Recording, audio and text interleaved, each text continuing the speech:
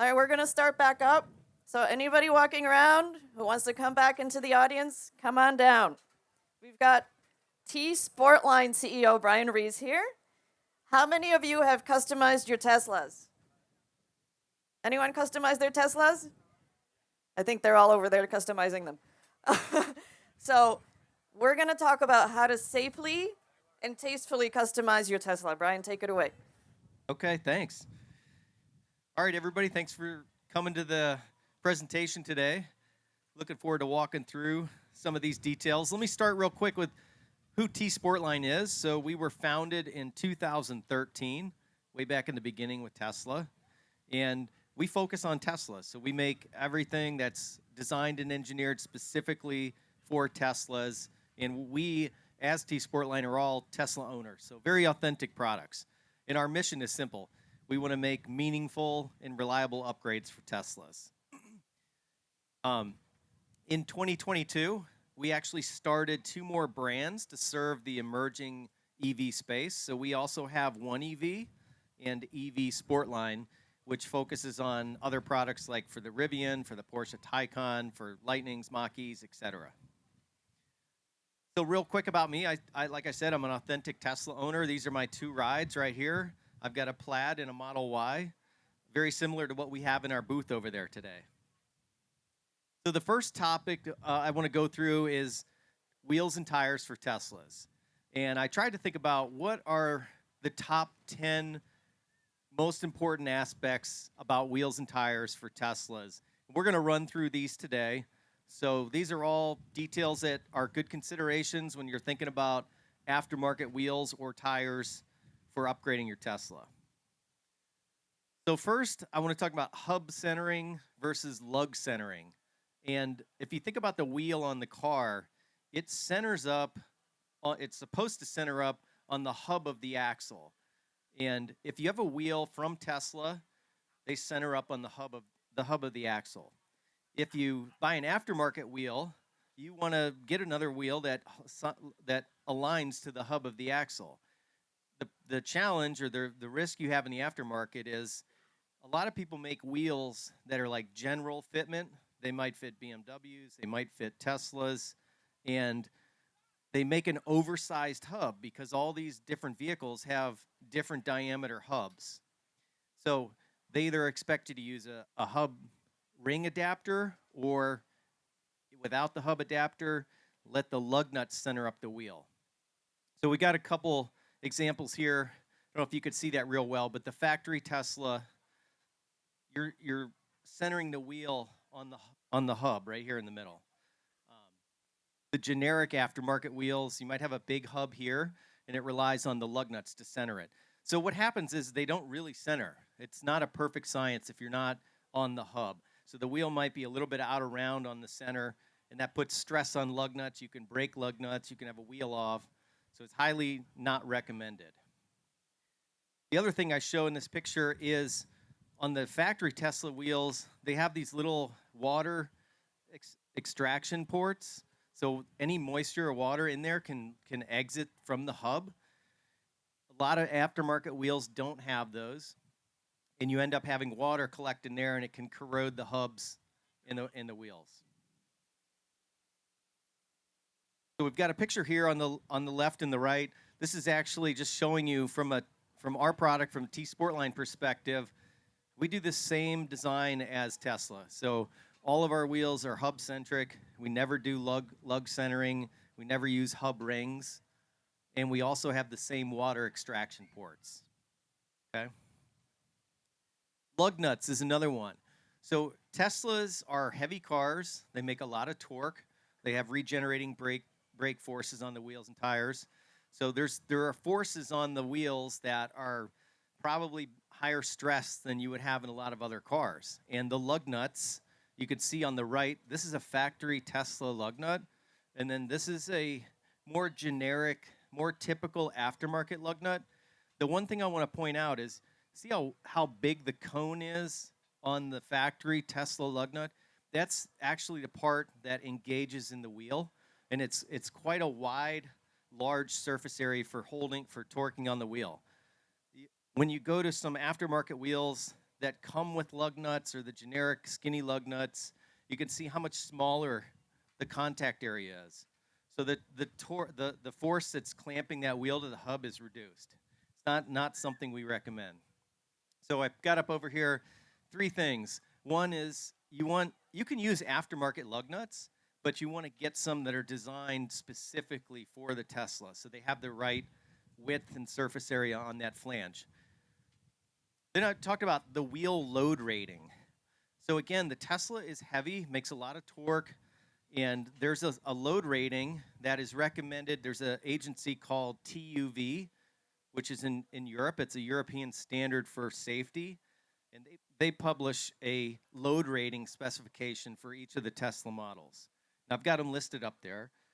For Model 3, it's 1,433 pounds. Model Y, it's 1,653 pounds. S is 1,980 pounds, and X is 1,980.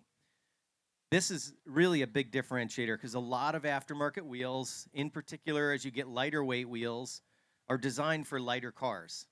Maybe they're racing or smaller cars. You put that wheel on a Tesla, you run the risk of cracking the wheel, you run the risk of bending the wheel when you hit a pothole or something. So there's a good reason for the load specification. We only recommend running wheels that have an actual load rating for the Tesla. Same with the tires. So I've listed all the, it depends on the size, but the tire rating for a Tesla is important for the same safety reasons. So this is just an example. When you're shopping wheels, I would recommend look for a company, a reputable company that can tell you they've done FEA analysis on the wheel design, or they have a third-party certification. So all T Sportline wheels are TUV certified. And you're going to find some aftermarket companies will say they self-certified, but use your own discretion if you want to go off of a self-certification or a third-party certification. We actually send the wheels to Europe, and they're tested by TUV, and we have to revise the design until they can pass. So there's 3 main core types of wheel types: cast wheels, flow-formed wheels, and fully forged wheels. And as you go from cast to flow-formed to fully forged, the strength of the wheel goes up, and so does the price. So in simple terms, a cast wheel is liquid poured into a mold, and you form the wheel. The flow-formed wheel is you cast the face of the wheel, like I've shown here, and then you form or flow form the barrel of the wheel. So it's stronger than cast, but it's not fully forged. And then fully forged is when you form the wheel entirely. It's the strongest wheel, usually the lightest wheel too. Okay, one of the most common misknown details on Tesla wheels is how is range impacted by aero and weight. And if you walk away from here, the main thing I can tell you is aero is king. So there's a lot of talk out there. I got to get the lightest possible wheels for my car for the car, but to be honest, a couple of pounds of difference on a wheel is not going to be measurable from a range perspective. So a couple examples. The fastest cars on the planet, top fuel dragsters, 11,000 horsepower. They use aero to stop. They deploy parachutes. It's phenomenal how much energy aero can make a difference in. Same thing you want to be careful with. When you go lightweight, you're moving toward less and less strength. So there's a point of diminishing returns where you can go a little lighter than stock, but when you start to get ultralight, you lose strength, then you run the risk of cracking or bending the wheels. So again, another example, an aircraft, when they have to land after they've taken off, they have to dump the fuel because it's too heavy and their structures aren't strong enough to handle landing with that kind of weight. And think about a Tesla. It's a heavy car, and you get to some point where the wheel is just too light and too thin to handle the torque and the stresses on a wheel. Okay, design language. I tried to find, not making fun of the Google build here, but there is something to be said about the taste of the wheel and how well does it fit the design language and look like it was meant to be on a Tesla. So this is a personal taste thing, but everything at T Sportline is modeled internally with our own graphic or our own industrial designers that are Tesla owners, Tesla enthusiasts. We try to make everything so that it looks right and looks like it was intended to be on the car. That TSR is a brand new wheel, by the way, that we just are introducing at the Tesla Takeover today. So if you stop by our booth after this, you can see that wheel, brand new, just introduced today. Okay, so generally speaking, are all aftermarket parts safe and worthy? I've come up with maybe 5 or 6 questions you can ask yourself to really figure out if that's true or not. There are a lot of good aftermarket parts, from not just from T Sportline, but from some other companies. Generally, what I say is it really for a Tesla? Has the product been engineered and designed and made for a Tesla? That's the first thing I look for. The second thing is the part within spec? Is it made for the Tesla load rating, for the Tesla usage, or is somebody trying to sell you a part that isn't really for your car? Does the company know anything about Teslas? So that's an obvious one. Are they Tesla owners? Do they sell just Tesla parts? Do they have a Tesla? That's something I would get a degree of comfort with if they're actually into the Teslas. Are you dealing with a reputable company, or just a guy on social media or girl on social media that is a dealer of all parts and trying to make a sale? Can you contact the company and get a timely response? So this is a good test. I go to a company online, email them, call them, see if they answer before you buy. Because if you need to get in touch with them and you can't, you're going to be stuck. I would take a look at their content too. Do they have videos? Do they have instructions? Can you see them actually interfacing with the parts? It's another good sign of somebody that really is on top of it. So recapping top concerns, we talked about the wheels and tires. After the presentation, if you come by the T Sportline booth, happy to talk more, show you examples.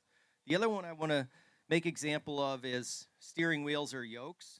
So there are a lot of aftermarket yokes for Model 3s and Model Ys. And we have a couple here we've bought, and we've cut them apart.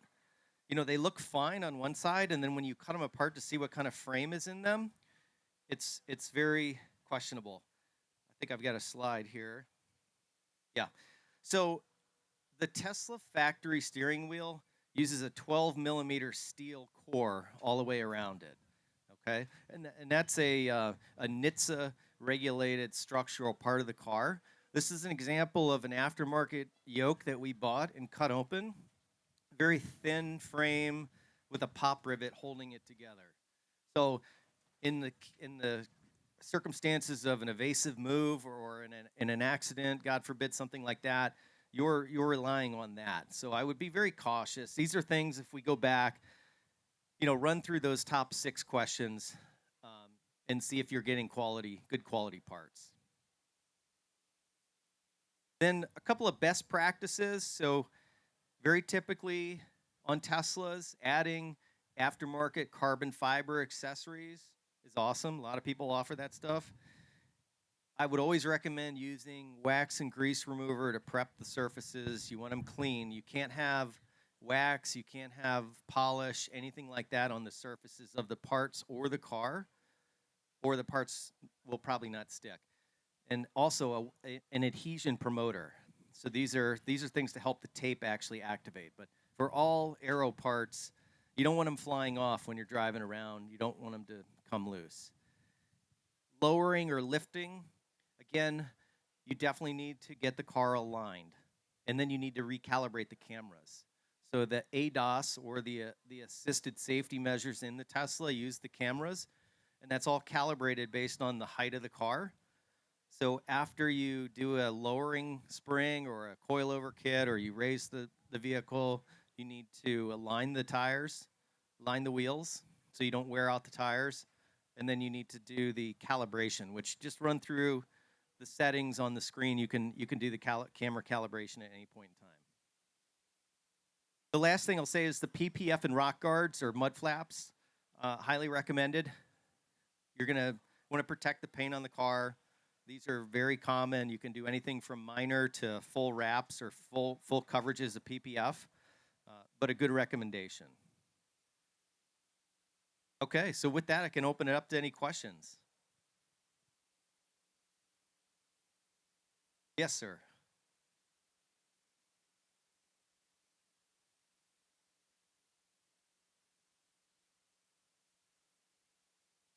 The stock ones. So the question was, Aero is king. And if Aero really is what you're after, it's going to be very difficult to beat the Tesla stock Aero Covers. So let me go through the things that, from an Aero perspective, it's not just the cover, but it's the fitment. So if the tire moves outbound, like toward the edge, you're giving up on Aero. And then the width of the tire. So wider tires are extending the resistance against the wind. Okay, and the other is about wraps. Exactly. Talk about more about wraps. That's all. Thank you. Okay. So from a wrapping and PPF perspective, you have the base car. It's the raw paint. There's nothing there. The very entry level would be a PPF, which is paint protection film. So it's typically offered in matte or gloss, and you can get a little bit, like on the front of the car, on the mirrors. You can do the front half of the car, or you can do an entire car. So these things you can go either from buying your own kits or come to a shop like ours and have it done professionally done. A lot of folks offer that. That would be PPF, and then one step up would be like color wrapping. If you want to change the color of the car, you're going to have color wraps. On top of that, it's recommended to do like a ceramic pro coating on the PPF or the wrap. Any other questions?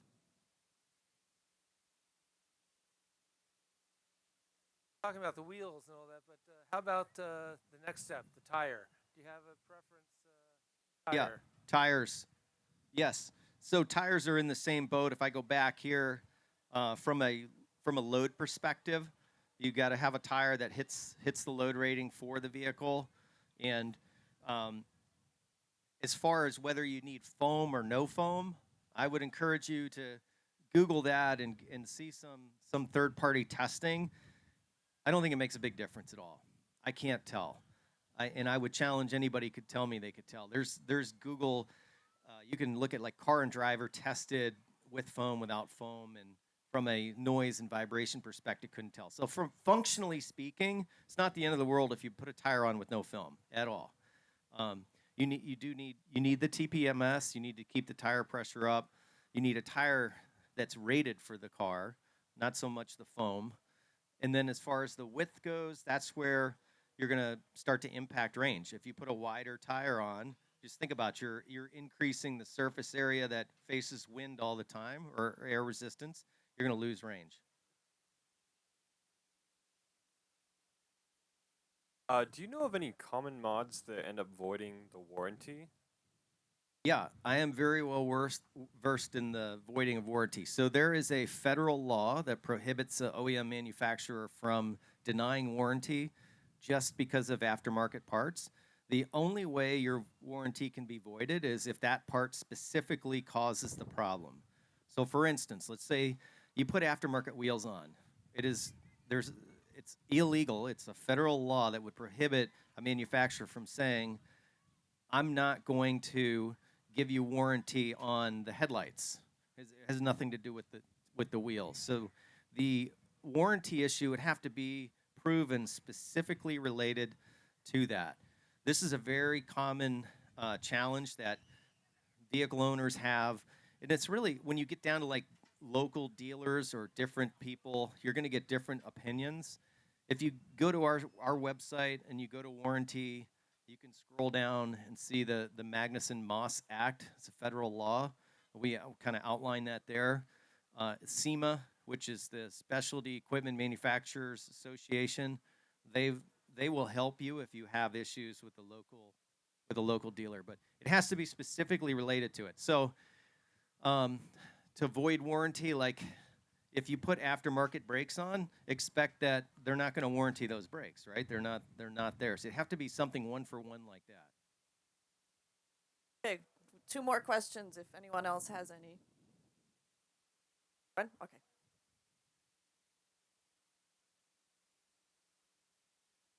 it just poked my ear up that about wraps, and I've heard that wraps are hard to remove.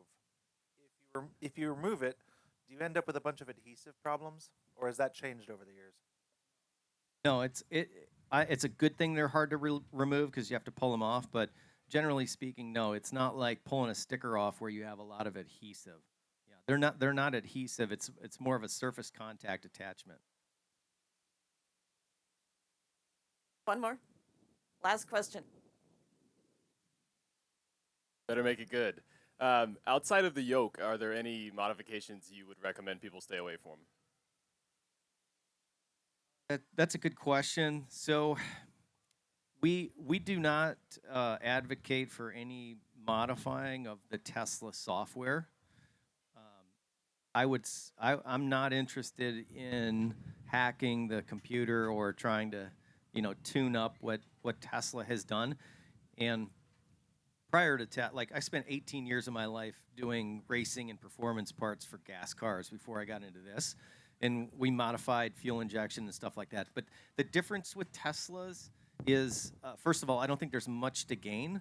And second of all, when you start talking about, autopilot and full self-driving, I think you're getting into very dangerous territory if you're modifying or hacking the control system of the car. So that's the one area for us. It's totally hands off.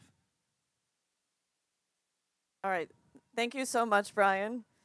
Give it up for Brian Reese for T Sportline. Make sure you go visit their booth and load up on those custom wraps. I forgot one thing, too. If you go by our booth, my shameless plug here, everybody is welcome to stop by, get this free T Sportline tote. There's a sticker pack in here.